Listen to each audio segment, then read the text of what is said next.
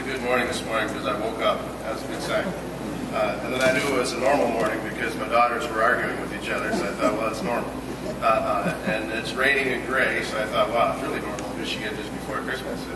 But I'm grateful to be here this morning and grateful to share a few thoughts from the Executive's Office and some of the things that we're doing. I thought this morning about, well, what on earth would I tell these good folks that they don't already know?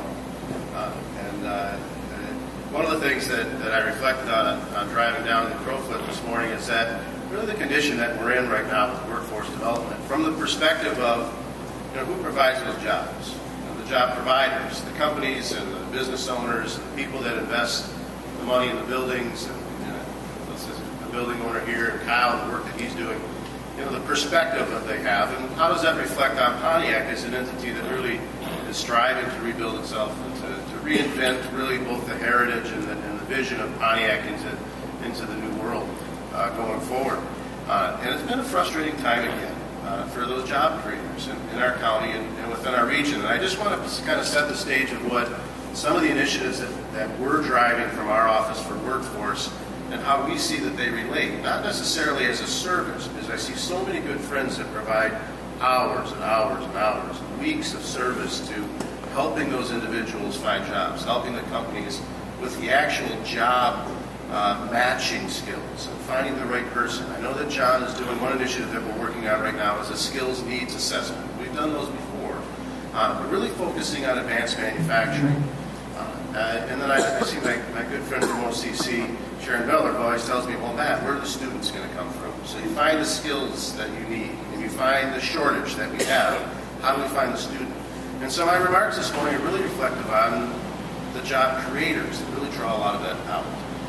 We've had some communities lately that there's a big company in one community. I've learned my lesson. Don't call out the communities because then they yell at me for a week, and it's Christmas, so I don't want to be yelled at. But in some communities, we've had a company that's been trying to move. They're in a holdover status on their lease. Now, those that know real estate know what that means. That means they're paying an awful lot of money to stay in a building that they don't want to stay in.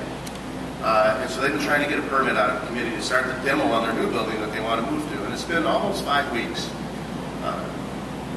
So you think about it, is that too long to wait for a permit like that to get a business going on something? I don't know. Maybe it's a normal time, 5 weeks. I'm not sure. There's another community, other side of the county, that they're looking at purchasing land, and there's a zoning question. They want to build a new building. Can you imagine that, build a new building now in this economy? It'd be great, wouldn't it? But those things are happening out there. They've waited almost 90 days to get a meeting with the officials to discuss the plan and the opportunity. 90 days? Is it too much? I don't know. How long would you wait for a job? I mean, if you were out there and you're trying to pay the bills, and all these good people in this room that I know that want to be job providers and want to help match those jobs in the right place, if you had somebody out there and you said to that good person, well, listen, I got the perfect job for you. And I know it's a holiday season. I want to get you in that job so that you can have some semblance of sanity in your life over this holiday season. But those officials, it's going to take me 90 days to get that meeting. Is it unreasonable for us to ask that maybe we can be a little more proactive in the way that we do things? And so when you set about the goal of defining where we're at with the workforce and the types of jobs that are available out there, I encourage you to think about, well, what does that mean on the back end? The job creators that are out there. What are we doing collectively as a community to really give them environment to find success?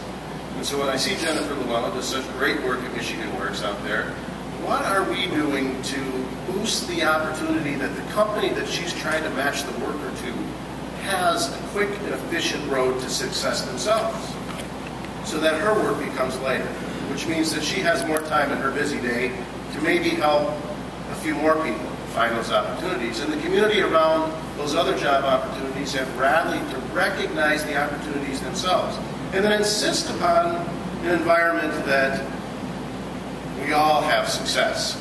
You think, well, we're already doing that. All right, so can I pick on Pontiac this morning? I'll pick on Pontiac for one thing. All right, so we have a big film studio in Pontiac, and the good leaders at Pontiac helped us build that film studio. And a lot of movie houses around the country, they look at Pontiac as an unbelievable place to film movies. We've had some filmed here recently. There's a movie called Black Sky. It's about tornadoes. They filmed it at my kids' school, too, out in Orion, at Oakview. Very exciting movie. They filmed all over town. There were two movies that, well, a movie and a commercial want to film this week in Pontiac, but they're not filming in Pontiac. And it's not a disparagement of Pontiac. There's just procedures you have to follow and fees you have to pay. And so they wanted to film a commercial, take about an hour, and the fees added up to about $2,800. And then they couldn't really get the permit. And then they had to have plans reviewed and sites reviewed and all these things. And again, I really ask you not to take it as a disparagement. It's the procedure of things. It's just kind of the status of where we are. And so when you say, well, how do I get good workforce development strategies going? You have to understand who you are, where you are. So here in Pontiac, where are you? If it's the film industry, you want that. And I talk to the good people that are working over there at that city hall, and they're like, Matt, what can we do? We want this to happen. We want it to happen. But the movie's filming over in Auburn Hills this morning. It's not filming in Pontiac. And not because Pontiac didn't want it. This year just burdened by this procedure, these fees, and these things that maybe all of us collectively, myself included, we're not paying attention to it. So the job creator. You talked today, this morning, about good jobs and the direction that we're taking in sectors. I see on the agenda there's sectors like healthcare, manufacturing. We all know the numbers that are out there. We know the jobs that are available. We can match those jobs. I mean, if I hear one more time that a tool and die company comes and says, I can hire 15 people tomorrow, but I can't find the right people, and I thought, Jim, we all have the same frustration, right? We think, well, how could that not happen? We have people with people coming out our ears, right? And we can train them properly. We know we have the training. A place like we went to tour Baker College the other day. What a phenomenal facility, and the work that they're doing in life science there. And the president tells me, you know, if I had a little bit more clinical room someplace, I could probably get more students through the program, get more people employed. And so, you know, my job, good, bad, or indifferent, is to kind of call out the critical mass of where all that stands. What does it mean for Pontiac? Deciding who you are, where you want to be on things.